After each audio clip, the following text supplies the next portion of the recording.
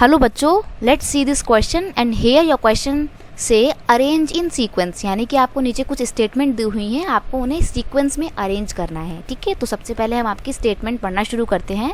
पहली स्टेटमेंट है the Kalangs role in rebellion against the Dutch but was suppressed, यानी कि जो कलंग लोग थे, कलंग कम्युनिटी के लोग थे, उन्होंने जो रिबेल किया था डच गवर्नमेंट के अगेंस्ट में, उनके इस अपराइजिंग को सप्रेस कर दिया गया था। तो ये सप्रेस कब हुआ था? इनकी अपराइजिंग, इनकी जो अपराइजिंग थी वो 1770 में सप्रेस की थी डच गवर्नमेंट ने। ठीक है, फिर the population of Java was estimated as 3.4 millions. तो जो जावा है वहाँ की पॉपुलेशन 3.4 मिलियन कब थी? तो वो थी, ये एस्टिमेट है 1600 का। ठीक है, 17th सेंचुरी के एकदम बिगिनिंग का ही है।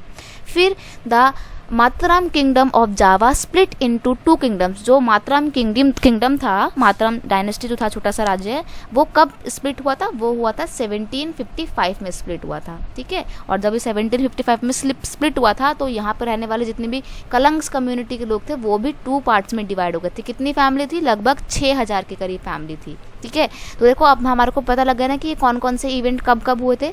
तो सबसे पहला कौन सा स्टेटमेंट, सबसे पहली स्टेटमेंट जो है वो कौन से ईयर की है?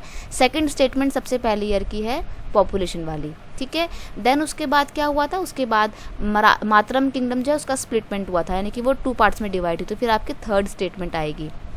देन उसके बाद क्या है? जो Kalang rose in the rebellion, Kalang uprising हुई थी, तो वो कब हुई थी? 1770 में हुई थी, तो वो सबसे लास्ट में आ जाएगी। फर्स्ट जो है वो सबसे लास्ट में है, राइट। तो एक बार दोबारा लिखते हैं इसको।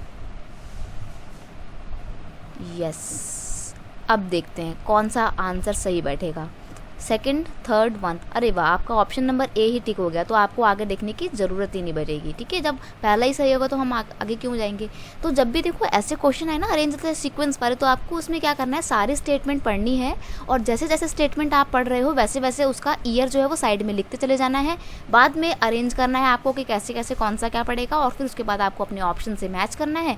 जो ऑप्शन मैच हो जाए बस वहीं पे कर देना है, आपको ऑप्शन टिक कर देना है।